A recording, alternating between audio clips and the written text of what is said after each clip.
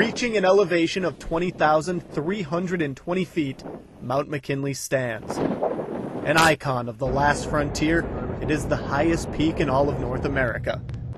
In 1967, a group of climbers had the goal of conquering the mountain, but not in June or July as others had done in the past.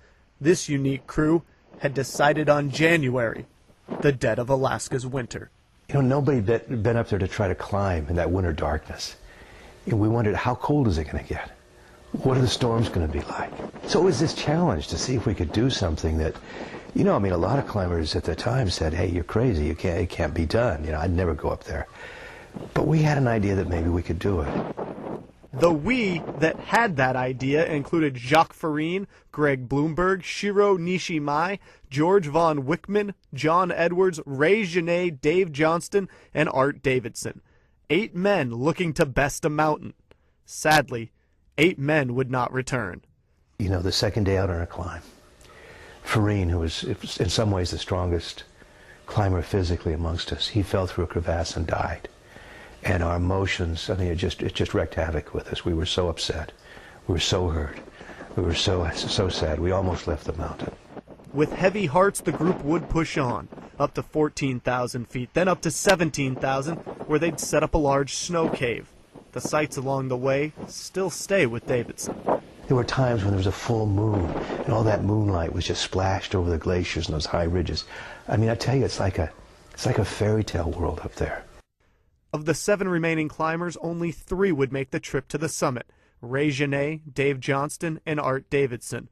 The group climbed to Denali Pass, up to Deacon's Tower, and then with the sun quickly fading, the 3 men worked their way to the mountain's top. They had done it, the first winter ascent of Mount McKinley. But the seminal chapter of this story was still to come. We reached the summit at about a little after 7 o'clock at night. And that's when it was pitch dark. Anchorage in the distance was just this little faint glow of lights. And we were only there for a few minutes. We turned around and started down because it was, you know, it was 57 below zero. Making their descent with only headlamps to guide them, the 3 men, Ray Genet, Dave Johnston, and Art Davidson, were able to make it back to Denali Pass. But fatigued from the climb, the altitude, and the conditions, the group decided to wait for sunrise before traversing a dangerously steep wall to reach their friends. That seemed the most prudent, safe thing to do. Well, in the morning, a tremendous storm came up, and the wind was like a force that we'd never seen before. We had some equipment that dislodged from our grip, and it was just thrown and blown across the glacier like it was a leaf in a fall storm. I mean, we thought the wind would die down in what? You know, a few hours, certainly a day. It couldn't last 2 days. But it went on day after day after day. And we were separated from our companions. They were down at that lower camp. They tried to come up and find us, and they couldn't climb to that pass. The wind was too hard for them to stand up. And so they retreated, and they waited day after day, and after 3 or 4 days, they knew there was absolutely no way we could still be alive. And they descended the mountain, knowing that we were not going to survive and that we perished up there.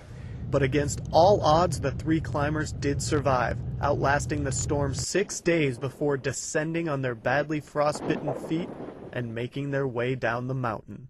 Our bodies, our minds were so drained. You know, we'd barely come through, and we knew that. More than 40 years after reaching the summit and surviving the descent, Davidson still reflects back on the lessons he learned from the Great One.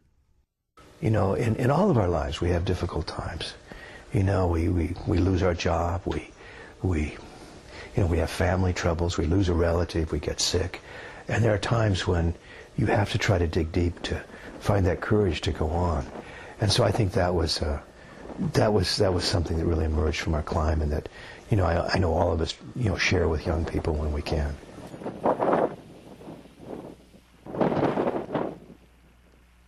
You know, I think all the people that come in here in one way or another are part of a team. The people that help them, the people they work with, and I know for us it was a team that our lives depended on each other. I wouldn't be here today if Dave hadn't gone out in that storm, that first one, that wind came up and dug a tiny little cave for us to huddle in under.